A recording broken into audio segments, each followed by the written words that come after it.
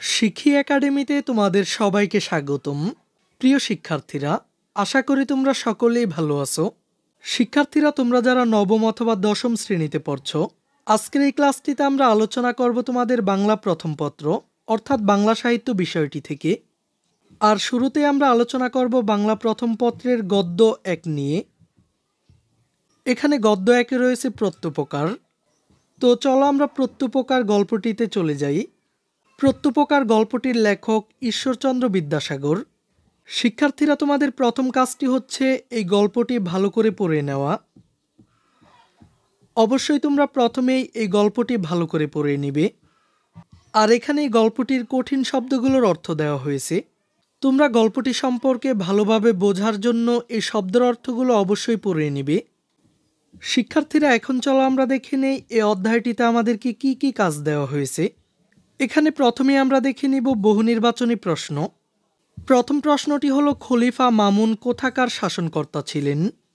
অপশনগুলো হলো Baghdad, ডেমাস্কাস, Syria নাকি ইরান। 4টি অপশনের মধ্যে সঠিক অপশনটি হচ্ছে ডেমাস্কাস। খলিফা মামুন ডেমাস্কাসের শাসনকর্তা ছিলেন। শিক্ষার্থীরা, এরপর লক্ষ্য করো, 2 নং বহুনির্বাচনী প্রশ্নটির জন্য আমাদেরকে একটি উদ্দীপক দেওয়া হয়েছে।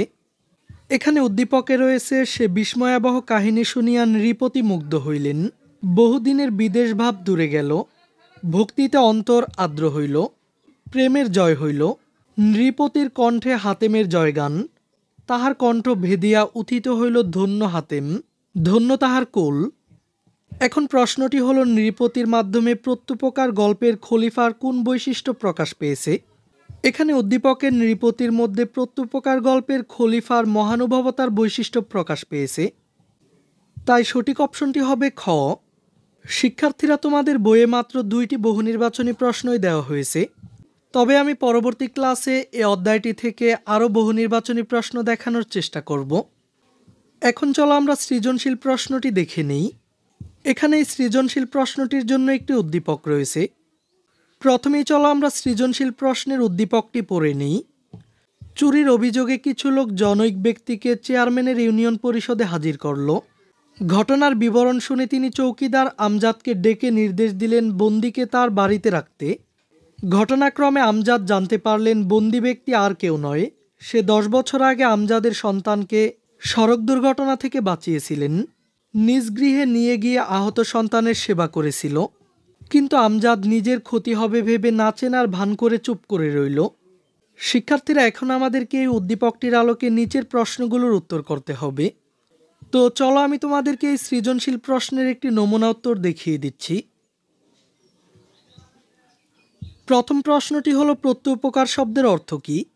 প্রত্যুপকার শব্দের অর্থ হলো কারো উপকারের বিনিময়ে কৃতজ্ঞতা স্বরূপ সেই ব্যক্তির প্রতি কোনো উপকার করা বা সাহায্য প্রদান করা। এরপর দ্বিতীয় প্রশ্নটি হলো, খলিফা মামুন কিছুক্ষণ মৌন হয়েছিলেন কেন? খলিফা মামুন বন্দির দয়া, ন্যায়পরায়ণতা ও মহত্বের কথা শুনে গভীর চিন্তায় নিমগ্ন হন। তিনি উপলব্ধি করেন যে এমন মহান ব্যক্তির বিরুদ্ধে ভুল অভিযোগ এনে শাস্তি দেওয়া অন্যায় হবে। এই উপলব্ধি তাকে স্তব্ধ করে দেয়। তাই খলিফা মামুন কিছুক্ষণ মৌন হয়েছিলেন। এরপর গয়ের প্রশ্নটি হলো, উদ্দীপকের বন্দির ঘটনা প্রত্যুপকার গল্পের কোন ঘটনার কথা স্মরণ করিয়ে দেয় তা ব্যাখ্যা করো। উদ্দীপকের বন্দি ব্যক্তির ঘটনা প্রত্যুপকার গল্পের সেই অংশের কথা মনে করিয়ে দেয় যেখানে আলী ইবনে আব্বাস একসময় ডেমাস্কাসের এক ব্যক্তির আশ্রয় লাভ করেন। ওই ব্যক্তি নিজের জীবন বিপন্ন করে তাকে আশ্রয় ও রক্ষার ব্যবস্থা করেন। ঠিক তেমনই উদ্দীপকের বন্দি ব্যক্তি অতীতে আমজাদের সন্তানের জীবন রক্ষা করেছিলেন। এখানে তার প্রতি কৃতজ্ঞতা প্রকাশ পায়। সুতরাং বলা যায় উদ্দীপকের বন্দির ঘটনা ও প্রত্যুপকার গল্পের ঘটনায় কৃতজ্ঞতার প্রয়োজনীয়তা এবং মানবিকতার কথা স্মরণ করিয়ে দেয়। এবার চলো আমরা সবশেষ ঘয়ের প্রশ্নটি দেখে নিই। প্রশ্ন ঘয়ে বলা হয়েছে, আমজাদ ও আলী ইবনে আব্বাস উভয়ই বন্দি কর্তৃক উপকৃত হলেও এরা একরকম নয়, এই কথাটি বিশ্লেষণ করো। তো চলো আমরা ঘয়ের নমুনা উত্তরটি দেখে নিই। আমজাদ ও আলী ইবনে আব্বাস উভয়ই বন্দি কর্তৃক উপকৃত হলেও তাদের মানসিকতা ও আচরণে বিরাট পার্থক্য রয়েছে। আলী ইবনে আব্বাস তার জীবনের প্রতি উপকারের কথা গভীরভাবে স্মরণ রেখেছিলেন, তিনি বিপদের তোয়াক্কা না করে তার সে আশ্রয়দাতার জন্য প্রাণপণ চেষ্টা করেন। এটি তার কৃতজ্ঞতা ও আত্মত্যাগের উদাহরণ। অন্যদিকে আমজাদ বন্দি ব্যক্তির উপকারের কথা জেনেও তা উপেক্ষা করেন।